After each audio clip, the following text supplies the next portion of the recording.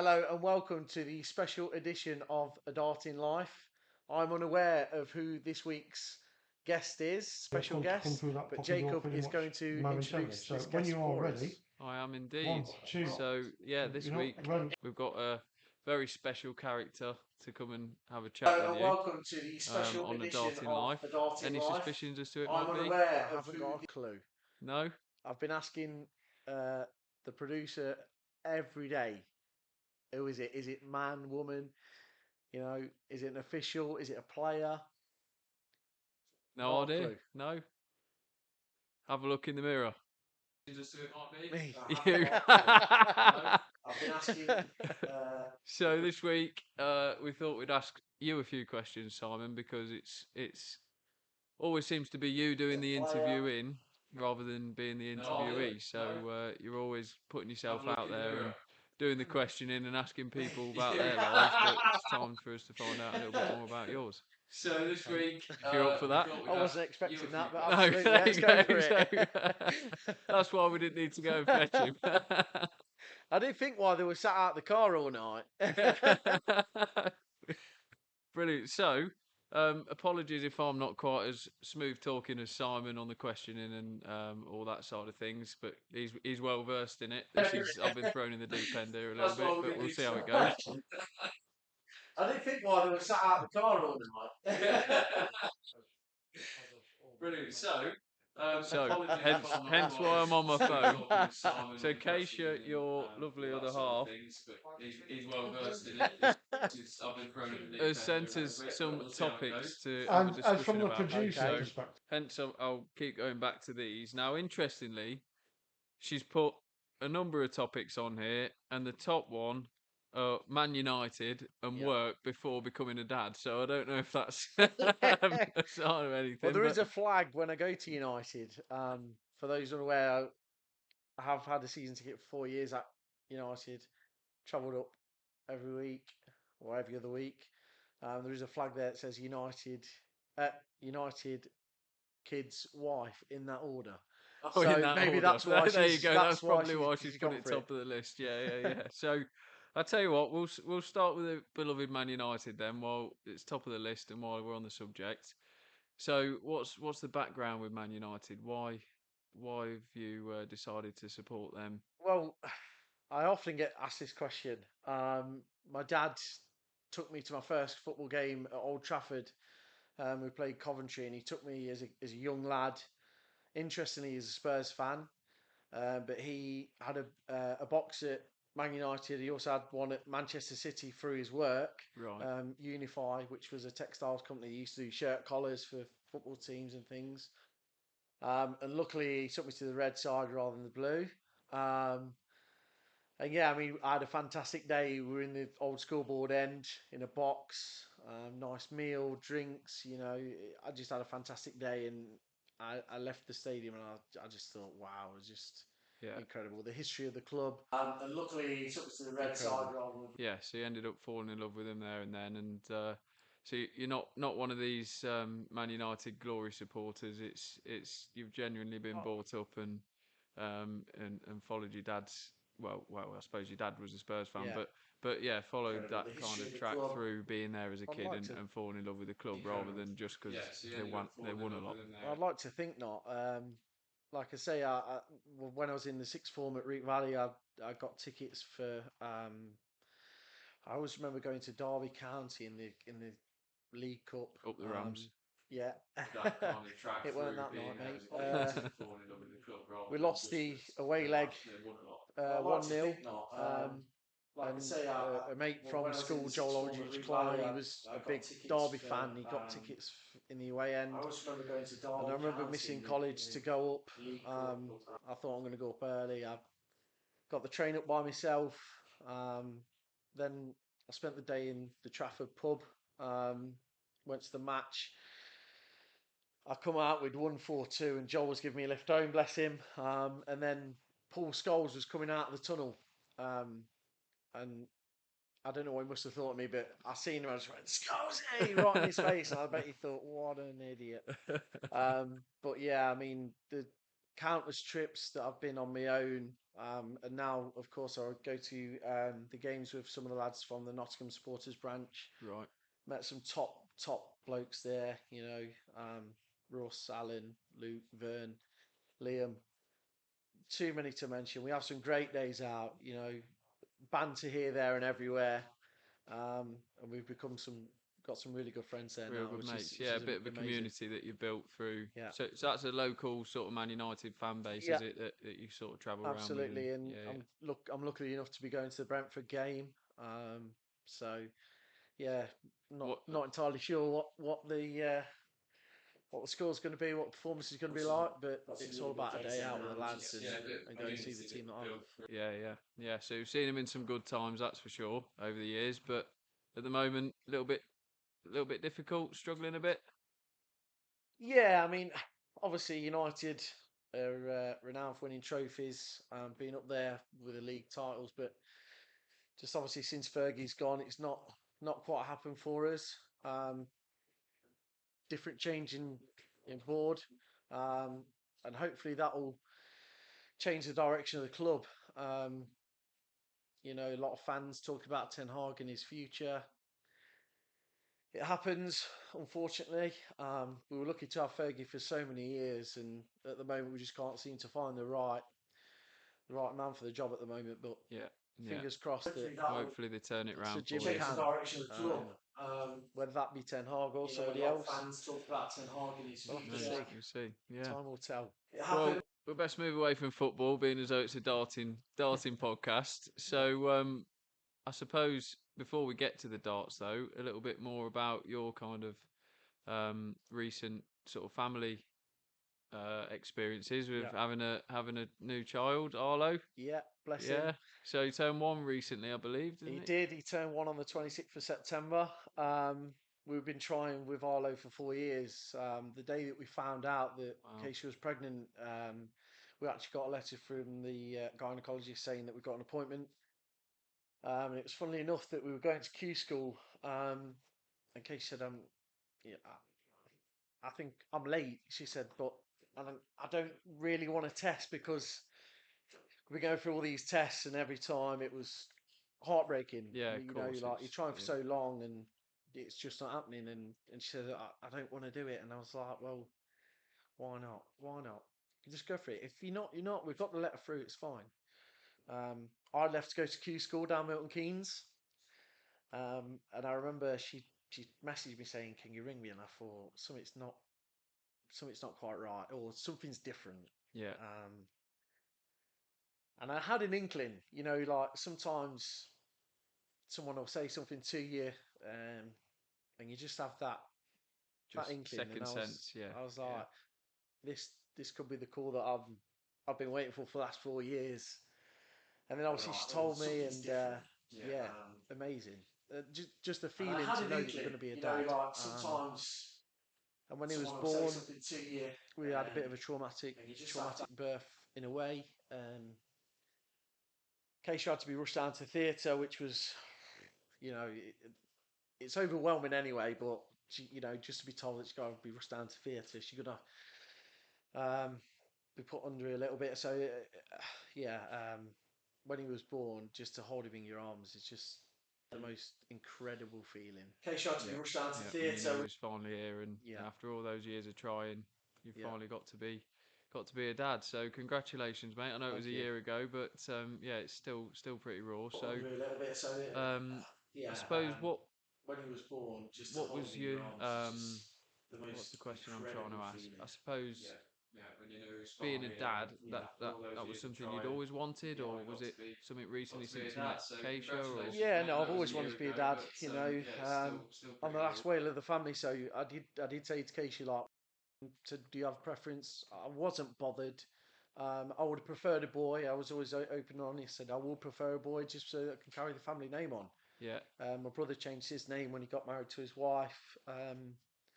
And then, yeah, like I say, when I became the last Whale, I was like, I need to carry the family Carry name on on. the Otherwise, legacy. it stops with me. Yeah. I wasn't bothered.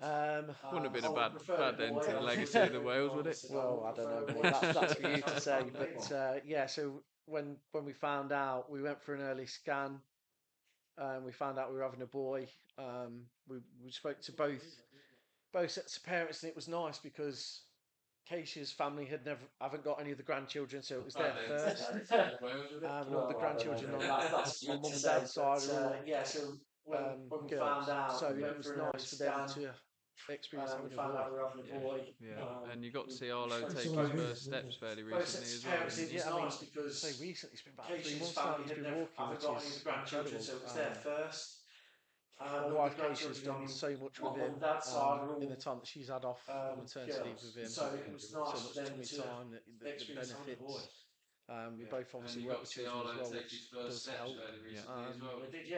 But yeah, just having him around just brings a smile to your face every day. Like you go to pick him up from his nap, and to see the smile that he gives you is just Awesome. heartwarming. Awesome. Well, you never know. He might watch this in a few years, and Yeah, yeah, it'd be nice for him to hear. So, is it too early to ask if there's any kind of more plans in the future, or is it just see how it goes? Yeah, so I mean, it's funny you should ask, but the day that Case came out from the theatre, she said like she'd go through the whole thing again, Well, you you know, never know, he might watch this in a few just to years. experience And, it again. yeah. She's always been honest and said that she Nice for wants him to two. hear. I So, wanted three, but is it too Okay, early so to ask yeah, if there's yeah, any? we'll just see keep the where practicing it up. goes. Yeah, See what happens.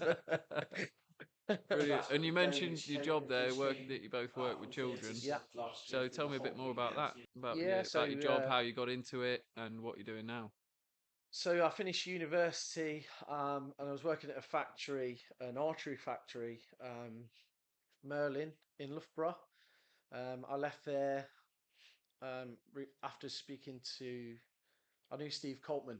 Yeah, His now wife Bev owned a nursery, and what I was trying to do is trying to get into schools, but wasn't having any luck. It's all about experience with children, and just like how do you get experience if you're not given the opportunity? yeah, So I ended up going to speak to Bev if she could give me the opportunity of working with children and doing some voluntary work. She managed to say, look, after a work trial, we're impressed with what you were doing and we want to offer you a job. It was only it's only about 15 hours a week, but you know, it turned into more through doing cleaning. Me and Steve used to get up at like 5 in the morning to go and clean the nursery before it opened, and then I ended up going into schools to do basically dinner man. And yeah, it's just grow from there. So I went from the school children to going into the preschool room, and then from there it just grew and grew, and I'm now the sort of manager of the before and after school club alongside doing the intergenerational play and the sports with the children from the preschool during the day. It's a job that you know I absolutely love. Every day is different. yeah. If you're not sure what the intergenerational play is, it's all about taking the younger generation to see the older generation at care homes. So we visit 4 different care homes a week. And yeah, I mean, we take a different activity with us, and the children and the residents can experience it together. And the first year that we did it, we had a little boy who was selective mute, so he basically didn't talk. And it was nice. It built this bond with a lady called Sheila, and she sort of took him by the hand and looked after him every time we went. And eventually his confidence grew that much and he started to talk to us. It was amazing. Like that was almost like a proud dad moment to see like him talk, and you know that bond being built. And ever since then it's just progressed, and you see different bonds each week getting stronger and stronger. Incredible. Brilliant. Yeah, no, it's really good sort of thing that you do, and I've yeah seen similar before, and I think it just works really well because obviously keeps the residents company and keeps them on their toes and active, doesn't it? And then Absolutely. obviously teaches the children a bit of manners and sort of how to interact with elders and that sort of thing as well. Yeah, and also you got to think that some children don't have the luxury of having grandparents. You know, I was fortunate in having grandparents till my teens, when my grandpa passed away. But some aren't lucky enough to have grandparents around. So yeah, I mean, to give them that opportunity to sort of get to know other people is just incredible. Yeah, brilliant. So before we get into the darts, then one last word on Keisha, your wife of 3 years now. Yeah, Yeah, think so. Yeah. Yeah, 3 years. yeah, Yeah, yeah. 3 years 2021. this year. So how did you meet? And then I've heard there's a bit of a story behind the proposal as well, is there not? And you've researched this, haven't you? So I can't Oh, even lie about this. Done a bit of research. Right, so we first met through work. We went to a wedding um, of somebody we worked with at the time, Katie. She got married, and I was a bit nervous because before this, we'd gone out on a night out, and I'd had a bet with somebody that who could pull Keisha on a night out because she'd had a bit of a tiff with her boyfriend at the time. Um, Obviously, nobody won on the night, but a few years later, I did. Did they ever pay up? No, they didn't. To be fair, but I think that to be fair, the terms and conditions were on the night. On the So, night, fair but enough. yeah, Fair I mean, we'd gone out on a night out in Loughborough with a group of the girls. So yeah, so that was how we met mainly, and then we went to this wedding a few years later. Um, I was a bit nervous about it, like you know, felt very lucky, like to be messaging her and just the dialogue between ourselves. And then we had a nice dance at this wedding. I kissed her, and then we basically went from there. When it comes to the proposal, How many years later? How many years later was this? uh, blimey, Roughly. about two, 3 Couple of years years. in. Yeah, few years in. So the first year, we'd been together, and I got a ring for a birthday, and I just basically got down on one knee and said, "Will you be my girlfriend?" And then the year after, I spoke to her dad and said, "I'm thinking about asking for hand in marriage. Do I have your approval?" And I said yes. I took her down to London to see a show called Mamma Mia, Yeah. and I was absolutely bobbing myself. I had the ring, two prosecco glasses in my bag, bottle of champers, and yeah. So when we got to the hotel, she was like, "I hope her parents don't see this," but she had a fag. And I said, right, I'm just going to go up to the room. And my idea was to set it up in the room because she'd always said to me that if I ever were to propose, do not do it in front of other people. And the original plan was to do it um, at a restaurant or Bit more on the London extravagant. Eye. Yeah. Yeah. And then we went. I went to go in the hotel. And she went, "Wait for me, wait for me." And I thought, "Oh my god!" And my heart was just like beating 10 to the dozen. So I ended up waiting for her. She went upstairs. Both went upstairs together. Looked at the room. Um, she nipped to the toilet, and I thought, "Oh my god, I can't even do it because she left the door open." Um, so my idea was to do it the other way around. So I set up the ring on the back of the sink with two prosecco glasses, bottle of champers. Um, Told her close your eyes. I led her to the door of the toilet and the Premier Inn. You romantic, you. But what a better way to propose than where you spend most of your life. So yeah. So I got down on bended knee, and luckily she did say yes. But Good yeah, man. it's a story Yeah. on its own. No one will ever have a story like mine of how I proposed to Absolutely her. not. No. 3 years later, happily married with a Yeah. new child as well. So Absolutely. yeah, no, well done, mate. Congratulations. And no, it's a brilliant story. So shall we move on to the darts then, Yeah, and let's do it. talk a bit more about kind of your involvement in well various elements of the darting world. Yeah. First and foremost, probably Leicestershire County. Yeah, so that first came about through. I remember Brian Maguire running a Saturday afternoon comp, and I was drew first round against Steve Coltman, um, and I was new to the game. I was probably about 13, 14. It was first sort of games that I was playing, and I was invited to play in a Monday night singles league. Sorry, Monday night pairs league from Dave Bagley, and I'd seen him down the Grove, and he said, "Oh, Brian's running a comp down here." I was like, "Okay, I'll give it a whirl." And Steve beat me 2-0, and I was lucky to get nil. He absolutely battered me. I think he went out in 12 and 12, and I thought, Jesus Christ, like, I feel like I knocked it out of, I think, got out of the 400s. But so then, obviously, my involvement with the darts is I always felt that if I can't see the board, what's the point? So I used to stand there chalking all night for the Monday night teams. And then it got on to Steve saying, "Why don't you come down to Northants Super League?" I remember Becca Barra used to come and pick us up, My take us down involvement to with Enderby darts is Club, and she put us in touch with, I think, Chrissy, and Dave Parko was the guy that sort of looked at me and was doing the observing like my chalking and things like that. And he said, "Come down to county game, which is on Saturday."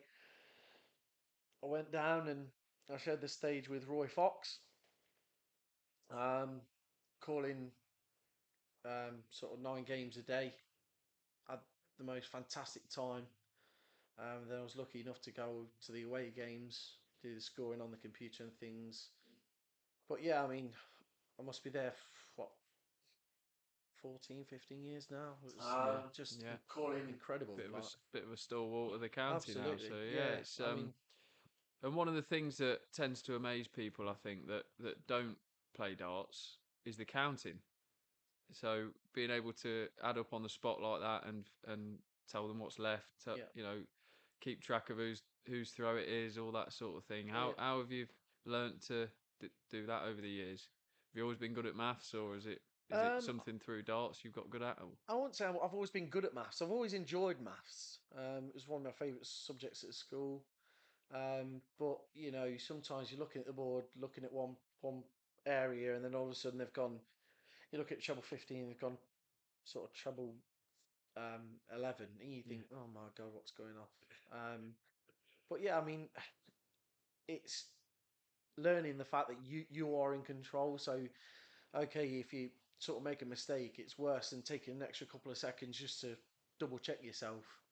Um, you know, um, 11. everyone makes mistakes, even the most high But yeah, I Yeah, profile mean, yeah, you still see them. callers make it's mistakes. learning the fact But that yeah, you and are in sometimes I control. feel So, like you'll know okay, what the if you score is sort because of of make a what mistake, they've it's hit. worse than taking an extra couple of seconds So just to if they're double check repeatedly hitting yourself. treble 19s, Um, you know the scores that's going to come out. Everyone makes But yeah, I mistakes, mean, even the most doing it for high the county for so profile long, local callers leagues as make well. mistakes. I just But yeah, I and just love sometimes doing it. I've done a few Armageddons. Which are Brian the exhibitions? exhibition at Yeah, Leicester, yeah. yeah. I've done a few local ones as well. So Brian runs a charity event, and I always offered to call and to score for that. ADC that of course I've done most recently, I've done a few and they've invited me. Armageddons. Thanks to them Which are to the their next exhibitions? event, Exhibition at which Leicester, seems yeah. like it's going to be I've a done fantastic night. a few So local. what is it about doing the calling that sort of keeps bringing you back? What gives you that buzz? What I think if you could I think meeting all pin the it to one players, thing? like I've been lucky enough to go on to the PDC and do pro tours, challenge tours. I remember when I first signed up to the pro tour marking scheme. It was run by Dave Armett, and Tim Kirby took me up to Wigan. Um, and I walked in the room and I thought, wow, like I'm in the room with Phil Taylor, Gary Anderson. It was just like, A little bit wow, starstruck. Yeah. absolutely, yeah. Pro Tour And then of marking course scheme. it It was just run grew by from Dave there. Hart. So I took a break out of that from calling the PDC on the Pro Tour for a few years, and then I got back onto the Challenge Tour, and I've been doing most of those. Unfortunately, I had a bit of ill health sort of last year, um, but thankfully it's all behind me now. From calling Um, the PD. and I've just got back onto doing it, and I just love doing it. It's just incredible. Like you meet such great people in it. You know, you can have a bit of a laugh and a joke. Um, yeah, just fantastic. Yeah, but it is also quite a bit, especially the Pro Tours, Challenge Tours. You know, there's an expectation there, isn't there, that you don't make mistakes, that you get things right, because there's a lot riding on it. You know, these players are playing for quite a bit of money. Absolutely, You know, yeah. some games could be worth a few £1,000s, Yeah. couldn't they, in that particular game? And if you tell them the wrong score that's left, or you call the wrong score, it's quite a lot of pressure, isn't it? It is pressure. Yeah, I mean, like you say, they're playing for a livelihood. You know, especially the Yeah, pros. And it can be daunting. I've learnt now that shout out the score before they get to the board so that they can say just check it. Like I said before, everyone Cool. makes It's quite a mistakes. lot of pressure, isn't it? But one of It the is pressure, yeah. things I that I mean, find the most like I hardest say, is when I playing for a know I've made a livelihood. mistake and after they go back to correct it, and then I'm more mindful to not make another one. almost overthink. Um, Yeah, I've learnt now when that they're on. shout out the Absolutely, score it's before they get to the board so that they very can say daunting. just check it. Very daunting. Like I said before, everyone makes And there mistakes. was a 9 darter. I've just been informed that you've chalked. Is that right? Yeah, so I've been lucky enough to call three now. Oh, three. Wow. Okay. Martin Schindler was the first one. Then the next one was Ross Smith. So Schindler went the routine way, treble 20, treble 19, double 12. Yeah. Smith went the opposite way, went treble 20, treble 15, double 18 to check out the 141. Yeah. And then the most recent one was an incredible game at Euro Tour qualify. It was Whitlock hit it against Luke Littler, who Littler won in the last leg decider, but it was Smith an went incredible the game. opposite way, went The treble 20, standard of treble these guys 15, now double is just 18 to check out. unbelievable. Did Whitlock go one One of his was crazy ways, or was that a? Uh, Can you trying to remember? remember now. I think he went 45, Did 36. he? Yeah. Yeah, Yeah. he I does think like he his normally does 36. go Yeah, that way, doesn't he? yeah. Yeah. Yeah. So, It was is an there a incredible particular? game. Is it one of the nine The standard darters of that these stands guys out in now your is mind just as the best unbelievable. games you've ever chalked, or is there a particular game that draws your mind? And I'm putting you on the spot now, but particular Um, game that you look back and think, yeah, that I really enjoyed that one. I always remember Phil Taylor being one of the first that I chalked at Barnsley. Um, and there was he'd he'd left a finish and he'd gone for a different double next time round. And I looked and I thought, oh no, I've made a mistake here. I've made a mistake. And I was like, I'm looking down the scoreboard and I'm thinking, I've not. So he busted score with his first start. His opponent then took it out. And then Phil went up in ridiculous, like 12, 13, 12, 12, 12. And I'm thinking, wow, wow. So, you know, Seen him I at know, his peak as well. yeah, Yeah. 16-time looking champion down of the the world, and he scoreboard, comes up to me and he says, I've not. I'm sorry." And I thought, So well, he I don't know why busted you're score with his apologising to me first start. for His it. This is opponent then your took it this is out. your And then Phil livelihood that went you're playing up in for. ridiculous, like 12, But 13, yeah, I 12, always remember 12. that. That always sticks out to me. Wow. So, But there's been so many to mention that I've been lucky enough to call Challenge Tour finals of certain events. Um, yeah, but like I say, the standard of darts now is just the bar's been raised. So yeah, Yeah. just And what about ambition wise with the with the chalking and the calling? Is there an ultimate goal at the end of it all that you think, I really want to get there, and then I'll feel like I've accomplished what I wanted to in this, or have you already done that, or is there still more to come for you in this? I mean, I think for me, I'd like to just go as best as I can go. Um, whether that be marking or calling. A good friend Charlie, he's just gone onto the PDC. Yeah, I met up with him last week in Leicester. Um, you know, there's no as best I can go, restriction on where you can go if you whether that be are good marking enough or calling. and you put the work in. My friend Um, Charlie, you know, he's I'm not gone going on to to say that I'm PDC. the best in the world I met because up with him last week I'm probably not. in Leicester. I'm a realist. You know, But there's no I wouldn't say that I wouldn't restriction on like to be on where that you can vote. stage If you one of the calling or biggest. marking for the best put players the in the work world on the biggest stages in, in the world. you know, Yeah, I'm yeah. not So Well, I'm sure if you carry on doing what you do, mate, you do a stellar job. So you never know. And you've got the contacts as well, which always helps, doesn't it? So getting in there with the likes of Josie and Mem and the PDC guys. So yeah, all the best to you with that, mate. Thank you, Jacob. So you mentioned as well, and I don't know how much you want to go into this, but I think it's might be an important kind of lesson at the end of it all. The ill health that you suffered last year when you were on holiday. Do you mind sharing a bit more about that on here? Or Yeah, so it's a bit of a tough time really because I went away with my parents and my wife Keisha, who was pregnant, obviously at the time, and we were going away for it was mid June to the back end of June, and I woke up in the morning and I just didn't feel right, but I thought it'll pass in a couple of days, just a bit of stomach pain. So I got to the airport, went for food, just couldn't eat it, and that's not like me. We we got on the flight, and I remember saying to my dad, I just don't feel good. So when we got there, I went and sat by the pool. I ended up a couple of days later. My mum had been to a couple of chemists to get a bit of advice. The only advice they give was sort of diarrhea tablets, and that just made it 10 times worse. I ended up in hospital abroad, which wasn't great. We I went into ICU for 4 days. I could only have visitors for an hour a day. I remember when I got there, I was so thirsty because it was so hot, and they wouldn't allow me to have a drink until I'd had this scan. So they sent me for a CT scan. It came back, and they said you're gonna have to spend the night in hospital. And I thought, I've come on holiday and I'm going to spend it in hospital. So the next morning, I wake up in ICU, and the nurse comes over and she says, "Do you want to have a shower?" And I said, "No." I said, "I'm going home today." Little did I know I wasn't going home. So they came round with a bed bath, which wasn't very pleasant. And then, like I say, a couple of days went by.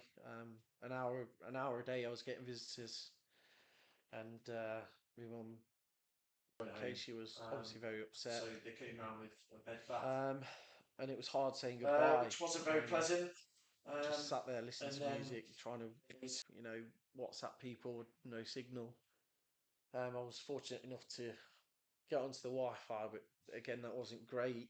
And I had some great people that got me through probably what I would say the toughest time of my life was. So we got out of ICU, and I kept asking myself, have I got diabetes? Because they kept injecting me with insulin. I was supposed to see a specialist on the Thursday, and my parents and Kay should come early just to make sure that they could be there. We were just told it was in the day, wasn't told a time. I've been moved out.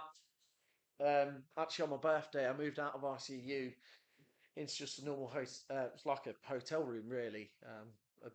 Just a bed, TV, toilet, shower, just all on a separate corridor. So I went to see the specialist. He said that you've got diabetes, but you're gonna have to inject yourself. So even now, I still have to inject myself. But thankfully, I spoke to the diabetic nurse just a few weeks ago. He said, we're really happy with your progress. You you obviously had pancreatitis, so I'm still having to inject myself daily. But yeah, so thankfully we're out of that scenario now, and hopefully we can move forward. yeah, from that. So what's the kind of prognosis going forwards with it? Is it So I've got to inject myself every day now, and I'm on metformin tablets, other tablets for diabetes. Again, people have called out, reached out, and I can use this platform to say a massive thank you to those that helped me through those times. And one more of the story that I will tell everybody is I went into this holiday thinking I'm not going to get insurance, but thankfully we did, just a day or two before we went. You know, at But the help me time I through was those naive to times. think I'm just going over to my mum and dad's villa. I'm not going to need insurance.